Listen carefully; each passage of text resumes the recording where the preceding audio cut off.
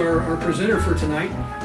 She has been a writer for the foodie scene in the Jacksonville area for the last 10 years and is also the founder of Gastro Jacks, which is an organization that hosts an annual gastro festival there in the Jacksonville area. If you're into your food, that sounds like a great time to me. She was actually approached by Arcadia Publishing to write a book on Florida's citrus history, specifically the orange industry, following a feature article that she wrote on Northeast Florida citrus history for Edible Magazine there in the Jacksonville area. So please join me in welcoming Erin Thursby.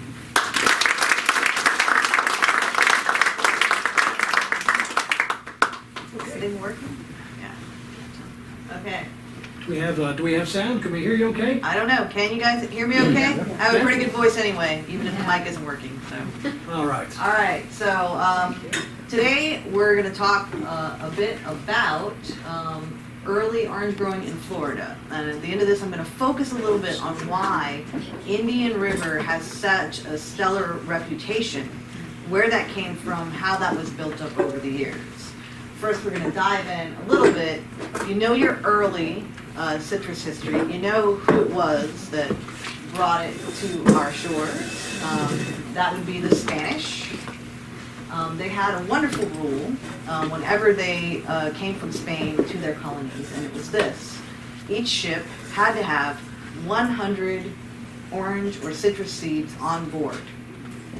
And the reason why they did this was wherever they would go, wherever they would colonize, especially in a place like Florida where oranges would grow, they would plant all those seeds. And the month-long journey, after the month-long journey, when they got here, the oranges that were growing from the voyages before, the sailors could eat those and ward off scurvy.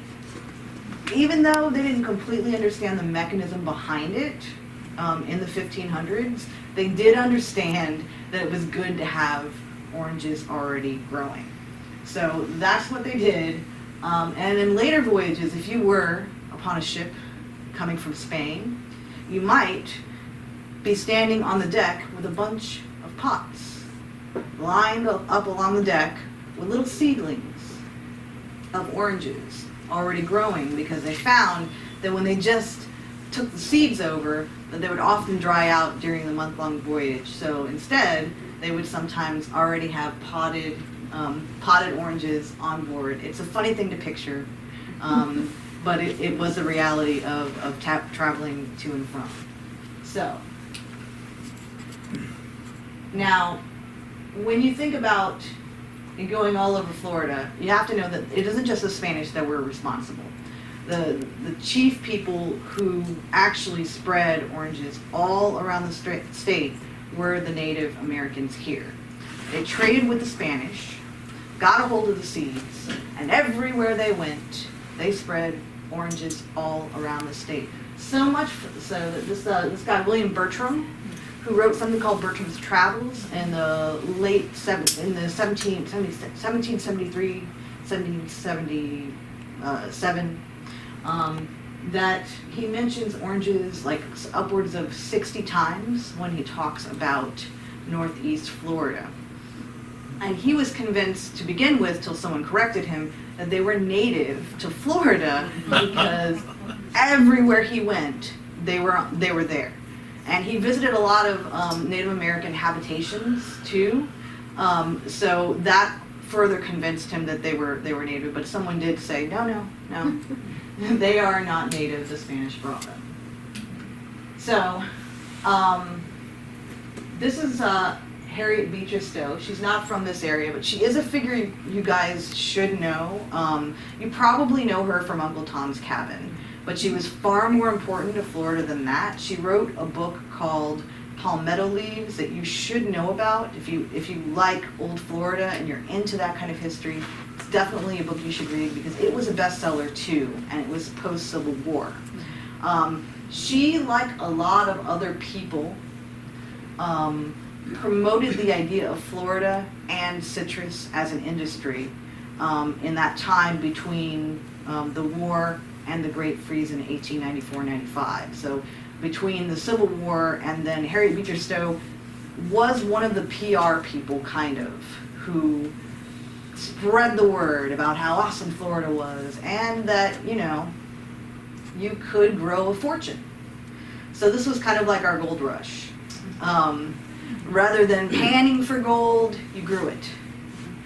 And the selling point was, through hard work, anybody could do it. If you just put in the work and you put in the time, you could do it. So a different group of people than the group of people that came, you know, to the California Gold Rush and other places came for our particular brand, which was called Orange Fever, you know. But she wintered in Mandarin, Florida, and that's, you know, kind of far north for citrus today.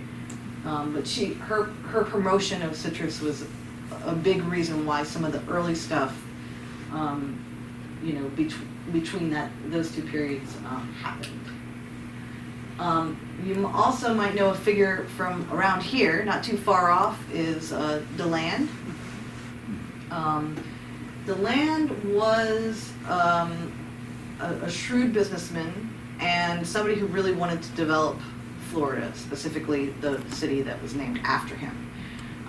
And he was another great PR person as far as oranges were concerned. And if in the 1880s, if you took a newspaper in any of the northern cities, chances are you had seen an article or an ad or something that had been sponsored in some way or another by Henry DeLand. He would splash out, like he would ask people to come to his house. You know, my new friend, come to my house, come to the land. And he would make sure they were comfortable and well fed, and they got to see the best parts of Florida, and they got fresh citrus juice, you know, and they could see how wonderful it was. Because by this time, orange fever had started to die down a little bit. We have freezes sometimes. I mean, it's warm here, but it does freeze, and that does affect oranges. And in the 1880s, that orange fever was kind of starting to cool a little bit, because we'd had a freeze in like 1880, and we had another like harder freeze in, I guess, 1886.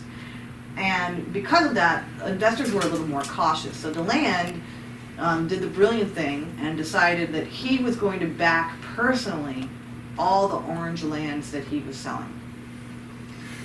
And he made that promise, and he kept that promise. It's very important that I say this, because I went to the West Volusia Historical Society, and I was running through a whole bunch of history from DeLand, and I forgot to mention that he did honor his promise when in 1894-95 that big freeze hit and devastated the industry. Even though it broke him financially, he paid back really as many people as he possibly could, and made good on his promise. So. And another figure, if you go to the West Volusia Historical Society, there is a desk mask of this fellow. He has a rooster. I don't know if you can tell, he's got a rooster in the picture. He used to hold it and carry it around with him. He's one of the characters of the citrus industry, and if you get a chance, you should learn more about him. His name is Lou Gim Gong, and he developed the Lou Orange, or the Lou Gim Gong Orange, depending on who you ask as far as the name. And it was a mutation of the Valencia. I don't know if he created it or he stumbled upon it, but the awesome thing about this orange is it was true to seed. If you know anything about fruiting trees, oranges, whatever it might be, that is like hitting the lottery. That's a very difficult thing, because oranges sexually reproduce. So it's you can take a seed from a tree, and whatever comes out of the ground may be nothing like the parent. Might be a sour orange where you had a sweet one. So the fact that this was true to seed was pretty darn amazing.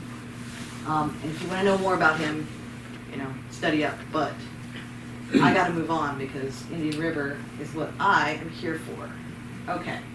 So the question is, why are Indian River oranges famous? There's a lot of reasons, but what sealed the deal was that 1894-95 frost that I keep telling you guys about. That frost really sold that to Northerners as an idea that the Indian River oranges were better than anything else. It's because the rest of the state's oranges were pretty much dead. And what they were sending up north, they were horrible. Like, they were just the worst out of, they were the best that the other places could do after such devastation. But Indian River, the ones they sent, they were all beautiful. They opened the box, and lo and behold, it's an entire crate of oranges that looks like it was untouched by frost. And so they sent down northern reporters to ask the question, why? What's so special about Indian River oranges?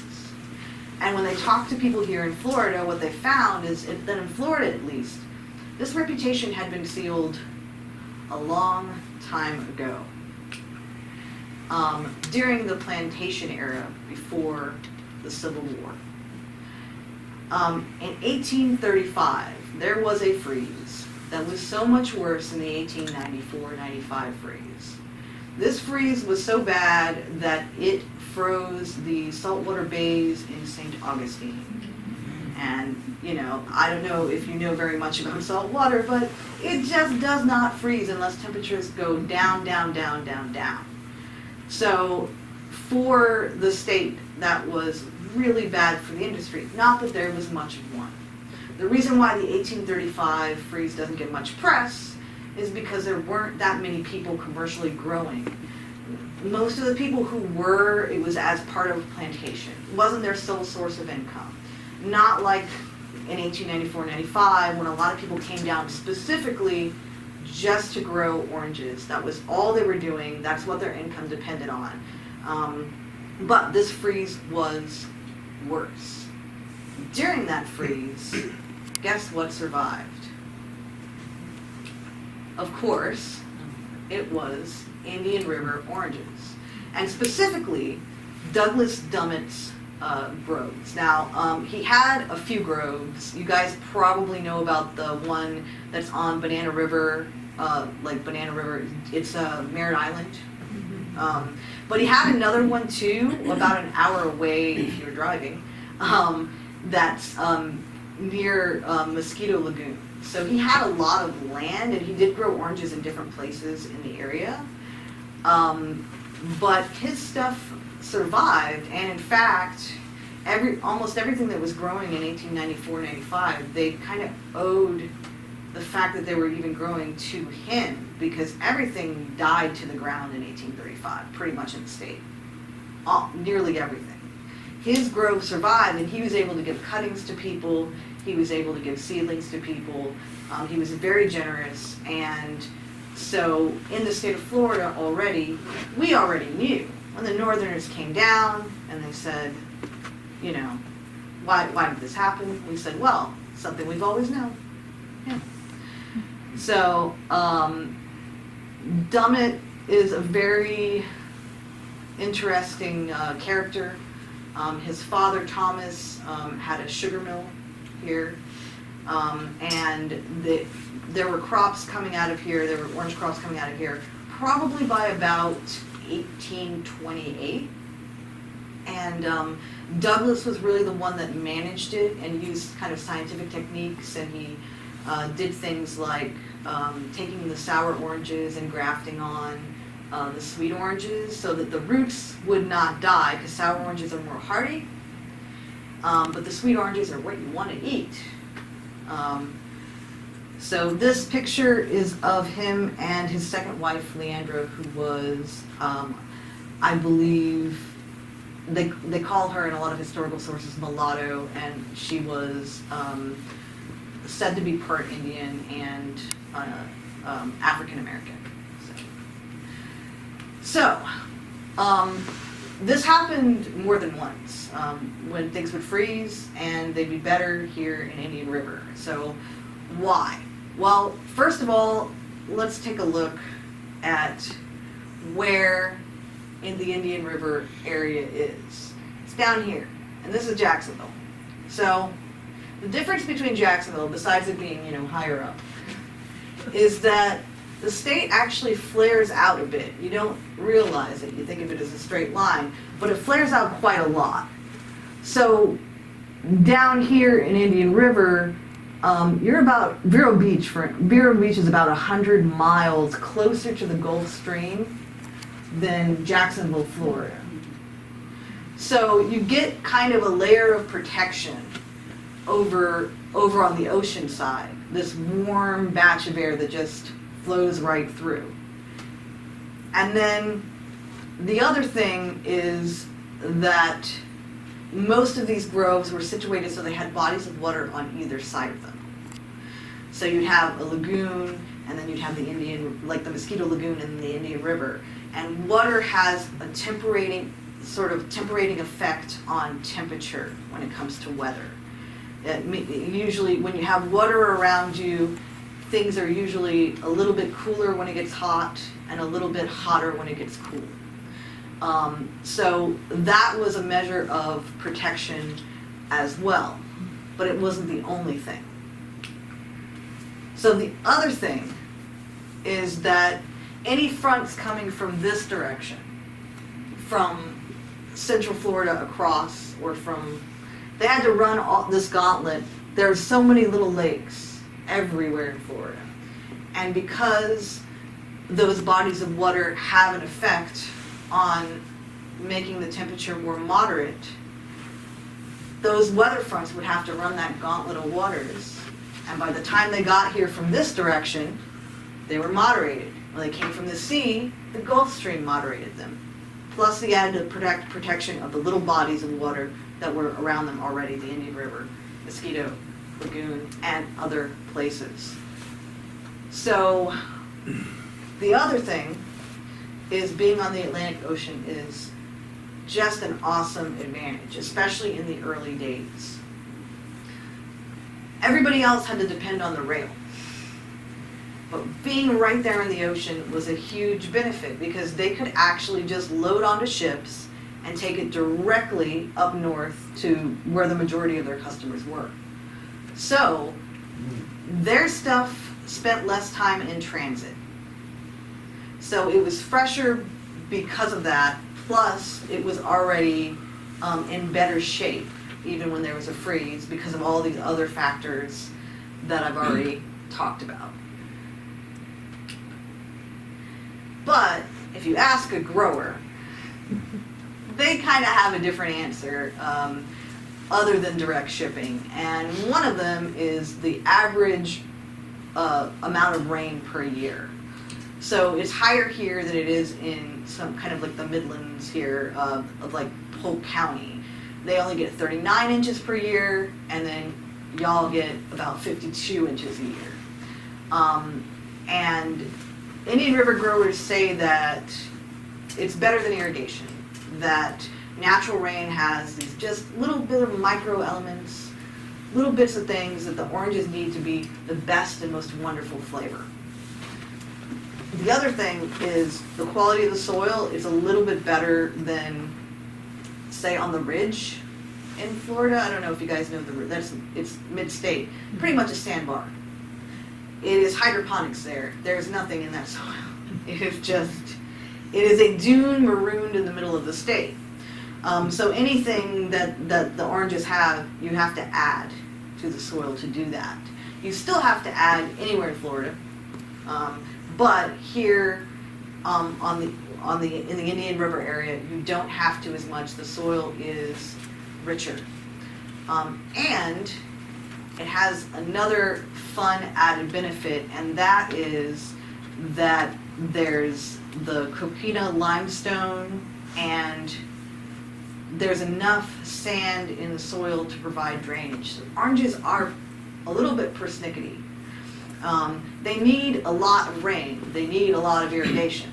But if their roots stay wet, they develop a lot of problems.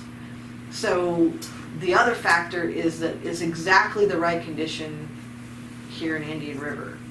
It gets the amount of rain, and the soil is just sandy enough, but with all the added nutrients. So it's like the perfect storm of orange deliciousness. That's what it is. So,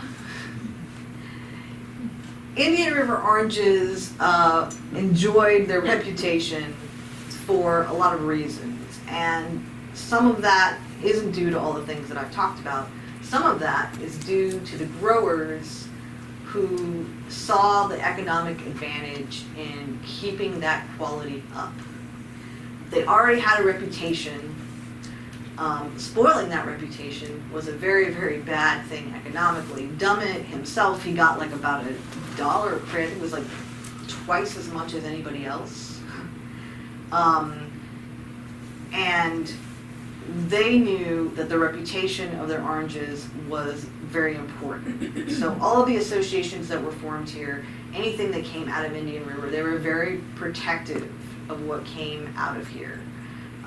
So it wasn't just a matter of, gosh, there's all these wonderful things naturally that happen that make it the best orange. There are, but if there were bad oranges, the growers would make sure that there weren't any for people to know about. But the reputation had grown and grown and grown, so much so that in 1930, the FTC had to issue an edict saying that if you were in another part of the state, it's just like a 50-mile area that they said qualified as Indian River at the time. If you weren't in that area, you weren't allowed to claim it, because a lot of places did. So some of those early labels, they'd say Indian River citrus. Now they could be in Polk County, on the ridge, getting their piddly rain, and they didn't care.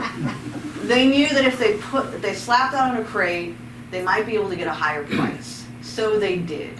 But that was false advertising. And that's why the government kind of came down and said no, plus the growers were bothering the government for them to come down and say, hey, they can't all claim this. But it had an interesting effect on advertising, which you'll see here.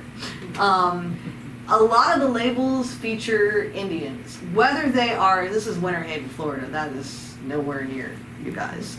A lot of the labels had Indians on them. And that was because the word Indian, because of Indian River, was associated positively, and the growers knew that. And even after they couldn't actually say that it was Indian River oranges, when it wasn't, they would take advantage of that association by putting Native Americans on labels. I mean, there is a connection of natives to citrus, most definitely, because of the early history. They also, even through the 1960s, were growing like sour lemon, which is like one of the rootstocks that they would use and then graft onto, and then they would graft the sweet oranges onto that. But I think it's safe to say that most of the reason, now I can't say they're accurate. This lady right here, she is not looking anything like a Florida native ever looked in so many ways. Just no. But she looks good. But she does. She does look good. Yeah. The labels are really interesting, and if you ever delve into the history, there are some really great books out there that have pictures of these labels, and they have all kinds of things on them. Native Americans were one. Cowboys. You'd see a cowboy on a label. Favorite pets. They like to put like a mascot of the family. They would put it on the label. A lot of fun things on those labels, and a lot of interesting history. A lot of great graphic art. But I just thought I'd show you a few of the labels that were here for Indian River. Some of them kind of evoke the beach. They like to do that on some of the labels, especially here locally. Yes, there's the old standard. You have a Native American, but they also like to look at the area and say, what's here? What can we put on those labels? And some of them were a lot simpler. Just a giant orange smack on that label. New Smyrna Beach, this one right here. And others took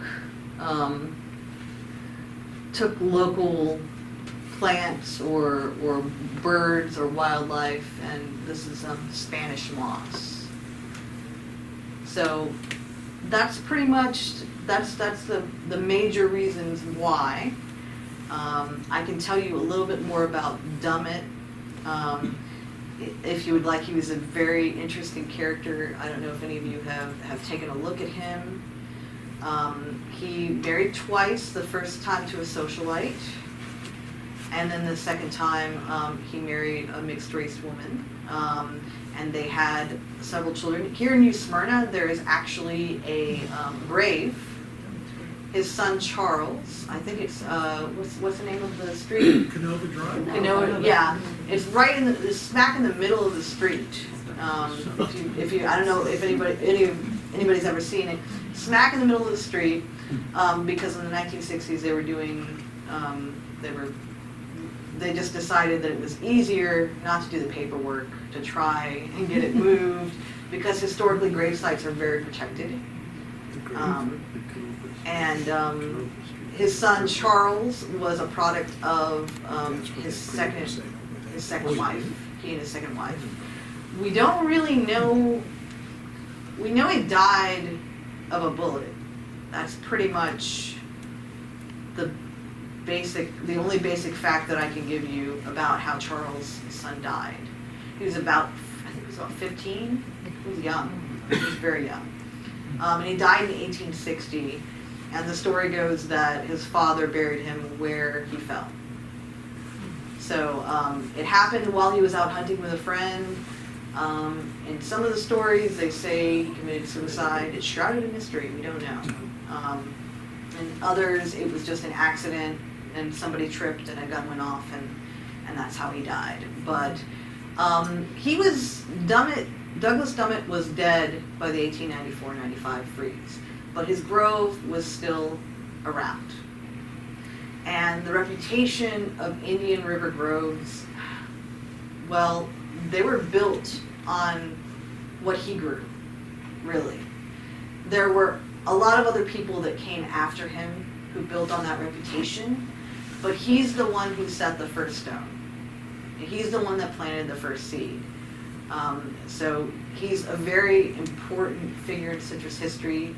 He was extremely generous as far as tips and tricks were concerned. He shared with his fellow growers. And I think that even though he's a couple centuries now back, I think that he made a giant contribution to Florida citrus, and we wouldn't have what we have today without him, because his grove, it seeded hope at least 2 times when we had freezes. It seeded hope, and it provided rootstock that we wouldn't have otherwise had. So, and that's what I've got to say about Indian River citrus. I'm sure you guys have a lot of questions. I can answer general questions on citrus. That is what I'm here for, because I've written a whole book, so, yeah. So what is now the biggest county producing oranges? Oh gosh, so it's moved downward. It used to be Polk, but they're like 3rd now. And a lot of these more southwestern counties, oh gosh, I want to say Manatee, but it's left my head. But Belle Rive down, huh? Brevard. No, not Brevard. It's southwest. So there's two or three counties down there. Belglade, yeah. Belglade's a major area for it right now. Southwest is producing more than Polk County had in the past. Polk County's gone. So near Fort Myers in that area, is that? Yeah, that's about right. Yeah, down there. Yes. Well, Okay, You're good. Could you tell us about what's happened with the citrus greening that has affected our citrus Yes. market? so it's made it, citrus greening has been kind of insidious. It's made things go down and down and down over the past decade or more, really. Citrus greening is spread by a psyllid. It's a little tiny, tiny bug. You can barely see it, but it basically infects the trees. It's not the psyllid, it's what the psyllid carries with it. And what it does is it basically clogs up the tree's arteries, for lack of a better word. It just gathers in the places where it needs to draw the water up. Well, it doesn't just draw the water up, it draws up micronutrients, copper, other things that you wouldn't normally associate. The stuff that's in fertilizer gets drawn up through those arteries. And as greening sort of covers up those arteries, then it can't get to the fruit in the tops of the trees. And what happens is you get fruit that's kind of misshapen. And greening is kind of a misnomer. It can be green, but you can get a completely green fruit and slice it open and it'll be glorious orange goodness inside. A lot of like the color of oranges has more to do with the temperature than it does with anything else. Greening you'll recognize if you cut it open and it's lopsided. If it's not symmetrical, that's what it is. But the fruit becomes unusable. It's not just not pretty, it is bitter and terrible to taste. So you can't even process it for orange juice. There's nothing that you can do, and it's gotten worse and worse over the years. Yes. When a freeze comes, obviously it freezes the orange and that ruins the oranges and all that. What does it do to the tree and the roots? Well, that depends on how hardy the roots are. So they've been developing different rootstocks and things at the University of Florida for quite some time. They used to be more romantically named mandarin or sour orange, but now they have numbers mostly. And if they're not hardy, they freeze, and the rootstock can actually die. And it just kills the plant. I mean, you freeze anything, you put a plant in the freezer, it's just dead. And it's the same principle there. Now, it can cause a die-off where, some of it dies, but not all of it.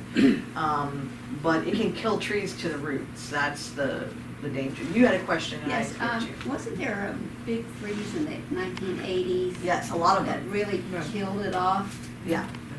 A lot of them, 89, actually a series of freezes. And the same kind of like, it's a death knell of the citrus industry, the same thing that you're hearing about citrus greening, which it is bad, but it's not as bad as you think it is. Happened in the 1980s. They said, oh my gosh, all these freezes, it's going to kill Florida citrus completely. We're never going to recover, and so on and so forth. 89, I think, might have been the worst freeze in that series. There were a series of freezes, and that caused everybody to bump down. So those southwest Florida groves, those groves happened as a result of everybody looking at that land and going, oh man, we better move south, because when it freezes, it's bad. There's hardly anything in Northeast Florida. A few little groves here and there, but I do want to talk a little more about citrus greening. It's getting better. I mean, the last crop was better than it's had been in the past. And we had that, I think it was Irma a couple of years ago. We would have had a bumper crop that year, but it hit the Southwest where everybody was actually, the volume that we're growing is happening. And one farmer actually said, in total confidence, I'm going to tell you guys, just don't tell anybody. He said to me, I hope that they don't sell greening. Because if they do, more people are going to come down here and I'm not going to make as much of a profit.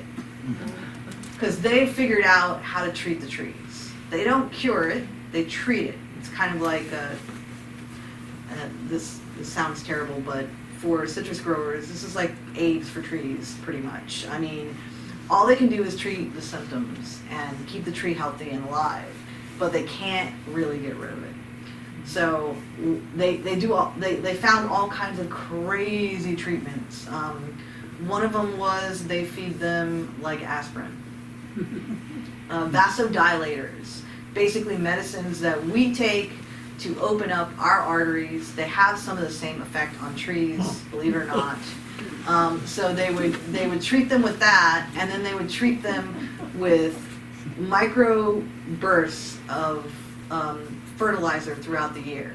They give them more than they needed, but in smaller doses throughout the year, rather than what they used to do, which was, well, it's time to fertilize in the spring, and that would be all that they did. Instead, they do a little bit what the tree can take right then, and fertilizer has gotten more and more expensive, so they don't want to waste any of it, and it costs a lot more per acre for them to make sure their trees are healthy since citrus greening has happened. But you're gonna still see dire headlines that say, like, it's all over, oh no. But that's not true. That's not necessarily true. It's been bad. Yes, the figures are bad. Yes, we were lower than California a couple of years ago. And that makes me sad because I want to beat California. But we're slowly getting better. And the only sad thing is California is going to reap the benefits of our research. The things that we have discovered to treat citrus greening, it's reaching California now. But they already have our knowledge bank of what to do. So we're kind of climbing out of the hole, and there's some interesting things happening. So we got taken over by the juicing industry in like the 1950s, pretty much. And it's been that way for a long time. But some of the most resistant trees are eating oranges. So those old-timey, like, little stands that you used to see so much of that basically got slowly killed because it was more profitable to do orange juice, well, they might be coming back. And Indian River already specializes in eating oranges, for sure. So you might see a real wonderful resurgence of, different varieties. They're developing a lot of different varieties of eating oranges. You might see more of them. You might see, instead of seeing all those, oranges from California that are there in the supermarket to eat, you get Florida orange juice in your glass. You can go get Florida's Natural, which is the Florida label, by the way. I'm just going to plug them because most of the others, they get oranges from Brazil, they get oranges from other places, but Florida's Natural, it's co-op based, and a lot of different co-ops in Florida contribute to the orange juice there, so that like supports your local rather than Brazil. Yes. How many years a tree productive, and how long does it take for the seed to get to a productive tree? Just an average. Well, I would say about 3 years is the average for it to actually produce something worthwhile, especially if you have a commercial grower that's like doing everything they need to do to a tree. 3 years I think is about right. But there are trees that will produce in like 2, As for how long they're productive, it can be a couple of decades or longer. Actually, there are records of trees. I mean, this is early when we had kind of a really long period of warmth, which I didn't talk about because it's like really early. In the 1700s, it was so warm for a while that oranges were up in like the Carolinas. Like it was that far up. And there were some old growth trees, apparently, down here even before some of the freezes killed them off, that were a couple hundred years old.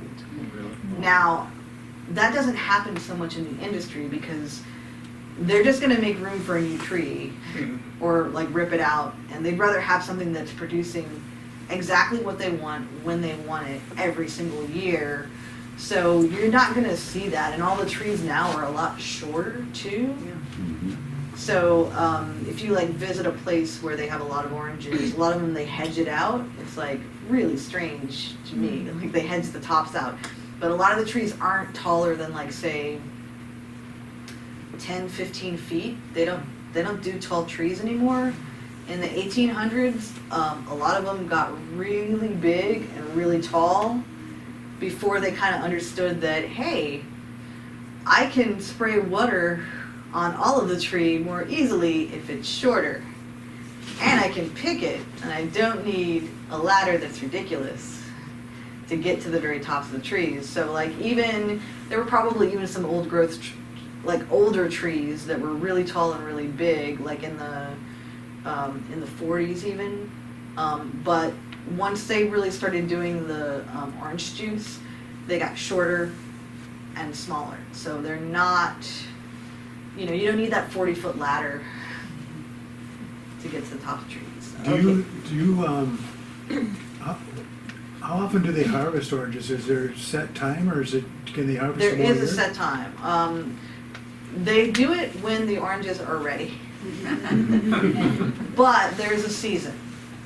So things get a little bit nippy, a little bit cold, and they start harvesting. But different oranges have different seasons. Okay. So your Valencia oranges, they're called late summer oranges. I mean, they have some advantages because the first people that really pushed them and grew them, it was more early 1900s, 1920s. A lot of really savvy businessmen went, hey, there's a period of time after the orange season is over that there aren't any oranges. And they said, hey, what if we had an orange later? And that's what the Valencia is. And that's why through like June sometimes at stands you can find the Valencia orange, because it is a late growing orange. But all the oranges the orange varieties have different seasons. So some of them start in October. They start harvesting them in October, and those are really early oranges, and those are rare because they just aren't really viable for juicing as much, those early oranges. But you'll see them most in December, November, December, and that's kind of the old traditions in England and stuff where people would get oranges for Christmas. Well, there's a reason for that. It's because the season for it is right in the middle of Christmas. So you'll get some off the trees in January and stuff like that. February is really starts slowing down, March. But how long the season is. So if you guys plan to visit orange groves and stuff, or any of the stands, or wherever you plan to be, always call them. Always call them and find out what they have and if they're open. Because depending on what they stock, they may or may not decide to be open. Some of them open just for as long as they can sell the oranges that they have, and then they close up again. So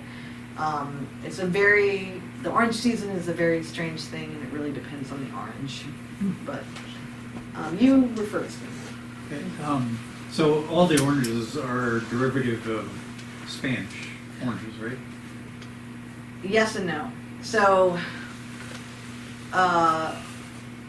the oranges that the Spanish grew and ate, for the most part, were sour oranges. Because to begin with, they weren't growing them necessarily because they thought they tasted good. They were medicinal. They were specifically and then they started including them in a lot of cooking and different things. And everything that's here isn't necessarily Spanish. I mean, we have massive crossover from California. So Valencias are really California oranges. But those were Spanish also, weren't they? I think that California really developed those way more than Spain. I know they call them Valencia. That's sort of a little romanticism, but really, when it comes to the sweet oranges, the development of, I think Portugal had a lot to do with those. You did have, like, China is the original breeding ground of oranges. Yeah. So the other part I was going to ask was, what about the other citrus, like grapefruit and lemons and... Yeah, some of those Nectarines. were, so there's like there's a base like citrus fruit, and from there they would breed out, or they would find a fruit with characteristics that they liked, and then they would graft. They had to graft because, again, when a citrus tree or any fruity tree sexually reproduces, you don't know what you're going to get. You can have a sweet tree in your yard, beautiful sweet tree, and then you plant that seed and you have an orange tree with thorns, and sour as anything, or bitter, or it could be a bitter orange. And the reason for that is kind of natural selection. So it's better for a plant to have a great variety of offspring that can handle different things, that are resistant to different things, that have different characteristics. But we kind of hijack that train. We kind of go, okay, the characteristics we like are sweet. We like sweet oranges. So we start breeding for them. We start cloning out from one or another. And we also cross-pollinate. We see what happens, and then we take a graft of different things. So it all comes from a basic citrus plant. All of those, the grapefruit, like a citron, is what the original. We can't say everything here is Spanish because a lot of other countries and a lot of different areas, even in the U.S., were developing citrus, different types of citrus in different ways. And agriculturally, there was a lot of trading when it came to that. So we're we're a mix of a lot of different things from different places. So okay, let's see. What, going back a minute to the seasons, Yeah. what is it in a cold snap that has a tendency to sweeten the oranges? Because I know that we had, in our Yes. grove, we waited for that cold snap before anything else happened. Yeah, it's kind of a protective measure. So the sugars release, it's to keep the water inside from freezing a little bit. Just a little bit. It doesn't help much, but it's kind of a mechanism of the tree. Just like, okay, it's the temperatures have dropped. We see something bad is on the horizon. Let's try and preserve what we can preserve. So it does, and in fact, that's why I know y'all claim the best, but also in Central Florida, they claim they're the best because the temperatures drop a little bit lower. And because the temperatures drop a little bit lower, they get a nice sweet orange and a different kind of taste than you get here, where just the temperatures never get in that range. So everybody's got their claim to fame. And you were the next. What are the most popular varieties, and what about these new honey bells? Is that a Yeah, there's some new varieties. The honey bells are really good. They're sweet and they're an eating orange. They're not a juicing orange, and there is a difference. You should, when you go, and there are Hamlin oranges. There's different pineapple oranges. There's different varieties, and you should always ask when you're going to buy them at these stands. If you're not getting a Valencia, you should ask: are they an eating orange, or are they juicing orange? Because there is a difference. So, an eating orange, you should just eat.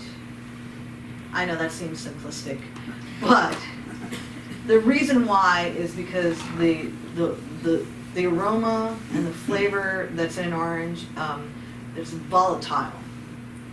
So the second that you cut into that skin and you expose it to oxygen, it's starting to degrade right then. And with an eating orange, that degradation happens more quickly, but it's often more wonderful, more aromatic, more flavorful. It has a lot of great characteristics that you're just not going to find if you have a juicing orange. It's not as stable. It's not shelf stable. And within 30 minutes, it starts to go kind of flat. The flavor flattens out on a lot of the eating oranges. But if you just eat it right then, you just enjoy those slices, and you're going to have a really good time. You're going to enjoy yourself.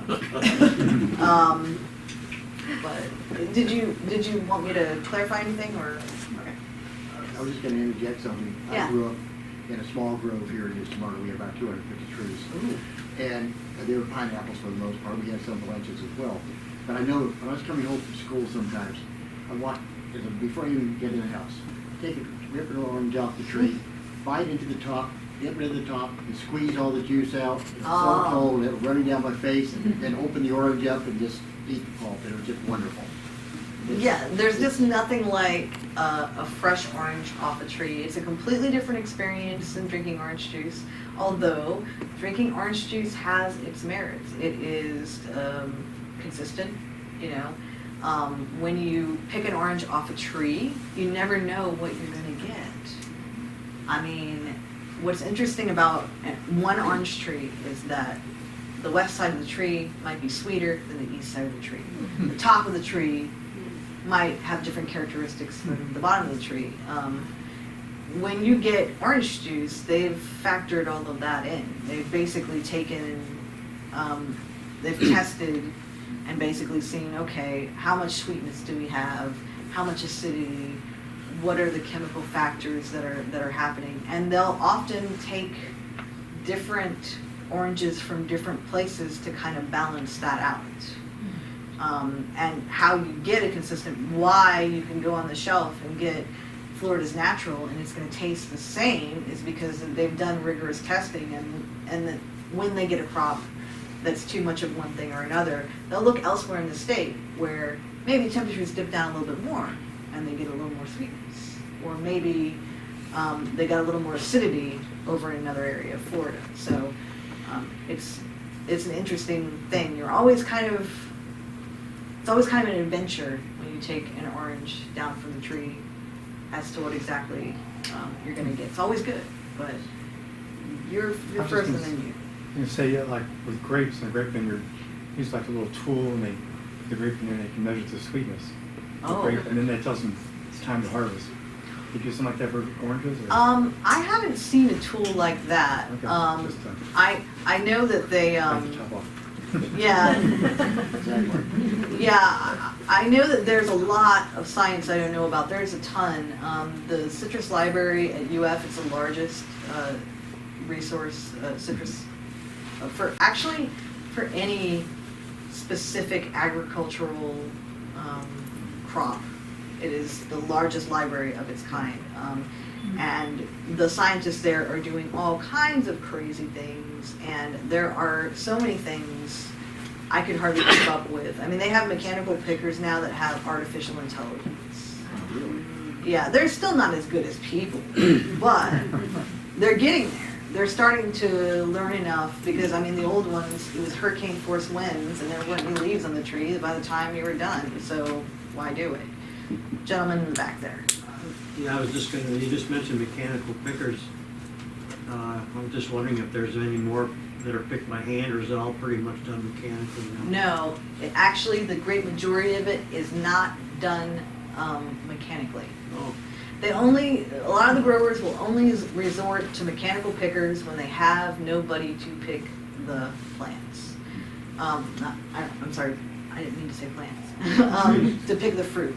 If they don't have anybody on hand to do that. And getting somebody, well, that would be people from other countries. That is pretty much the only people who pick oranges, besides the U-Pick farms where you just go out with your family for a day and fill up your orange buckets.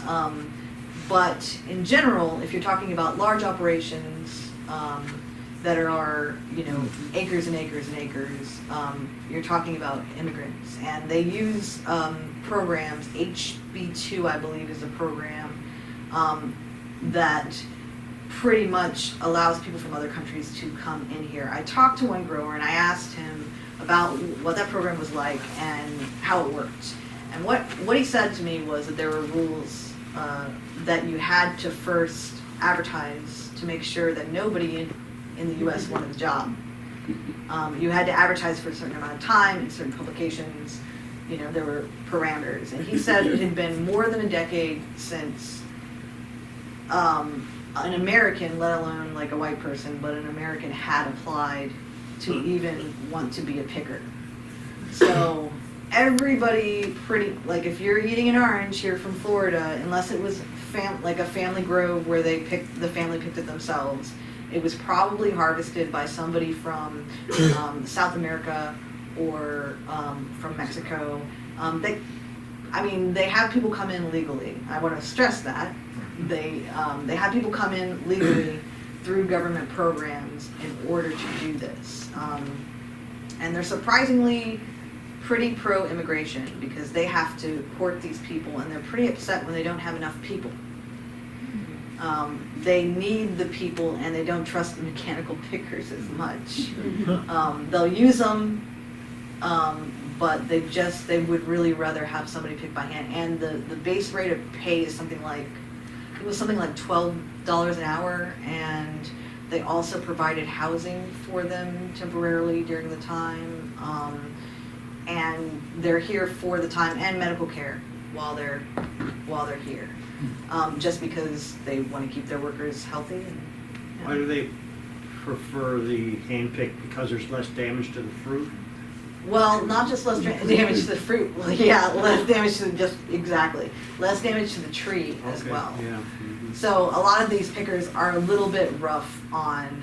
I mean, some of the old stuff that I looked at as far as mechanical pickers, this is some nightmares. Canopy shakers? Yeah, he knows, yeah. Canopy shakers where it just grabs the tree and goes, and it just has I saw one of them. things to, Chestnuts. to pick it up. And that stresses the tree, and I mean, in the age of citrus greening, you don't want anything to stress your tree. You want your tree to be happy. But you were, were you asking a question back there, or no? I was, yeah. Oh, you were, okay. The Indian River oranges, is the acreage down considerably over what it used to be? Yes. Like, do you know how much? It tends to fluctuate, but it is down. It is down considerably. I don't know the exact figures right now. Over 50%? I'd say, yeah. If you're talking about from heyday to now, yeah. It's gotta be. But, the people that have it, they're doing some things that are very different now than they were doing in sort of this modern era. So like the sour orange that I talked about that nobody uses anymore, well, they're starting to use it again here because it seems to be resistant to citrus greening. Everything old is new again, and sour oranges do really, really well here as a rootstock, really well in Indian River. So it's down, it really is down, but I think that it can kind of bounce back up again, especially with the reputation. Anybody else have any? Yeah. Are growers still using smudge pots when? Oh no. No. It's not- Okay, I didn't think so. It was so great researching like what happened during your freeze, depressing a little bit, just a little, but it was so interesting reading that progression and what actually happens now versus what they did back then. So now, well, and actually quite a few years ago, but stopped a lot of growers from doing it. Fuel prices started around in the 1970s. Yeah. There was some fuel. So in order to run a smudge pot, you need fuel.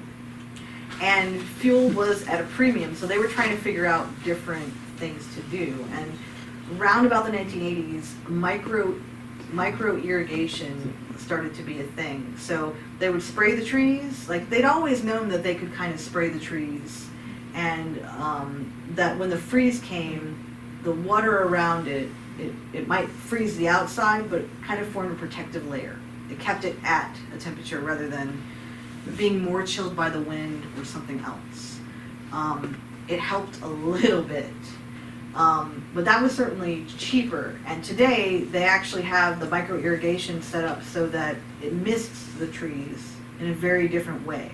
It used to be that they would just take a sprayer out there, like one of those big, like they'd take a cart out, sometimes even with a horse, even in the later times, they'd take a cart out and they'd have like a motorized vehicle or tractor in front of it, and they would have those big tanks, and then like a sprayer like you would see for insecticides, like the same kind of sprayer that kind of mists, and they would do that with water to try and get a nice even coat. But nowadays, they have the irrigation systems doing a better job of that. And that's the other reason for shorter trees.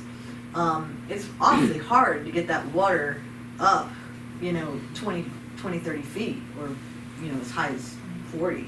So those lower trees, it makes it a lot easier for those systems to kind of coat them. And because a lot of things have moved down the state, and, Indian River's pretty protected compared to other places. So you guys have done some weird stuff to protect your citrus. One of the things that I thought was fun that you guys did that I didn't see really anywhere else was you would dig out in trenches basically all around the citrus grove, and then you'd build up sort of like a dirt all around the grove, and you'd have these trenches, and then you just fill it with water. That's it. That's pretty much, they would fill it with water. Now, citrus trees don't like water, but if a freeze is coming, we already know bodies of water tend to moderate temperature. So, what they would do here is just flood their groves.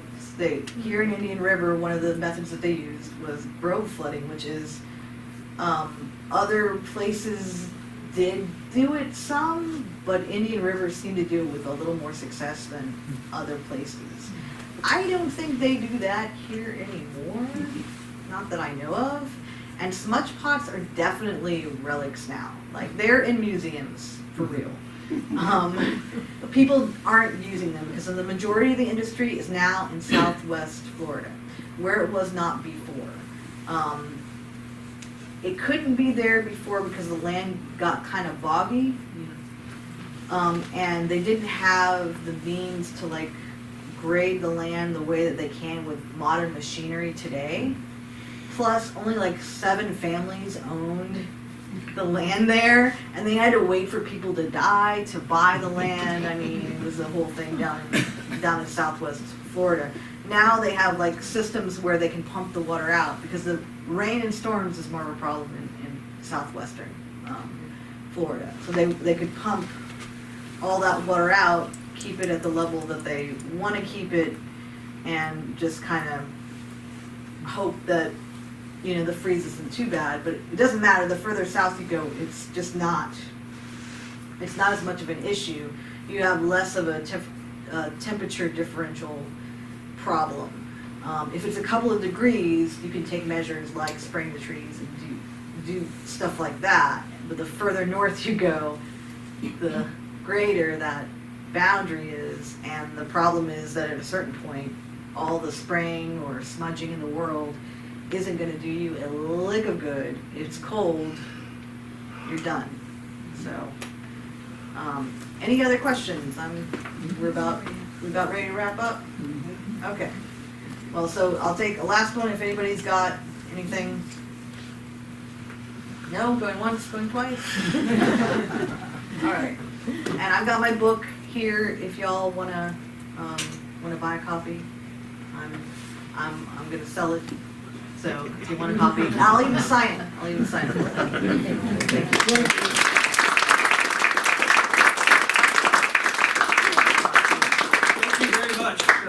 Fascinating presentation and some great elements of not just Florida history, but our own local area history as well, which is always great to enjoy. So, as always, we thank you for coming out and joining us here at the museum for our programming. And of course, we ask you, if you enjoyed it, to please visit our donation box on the way out so we can keep offering programming available to the community. And we'll look forward to seeing you here real soon at the museum. Thanks again.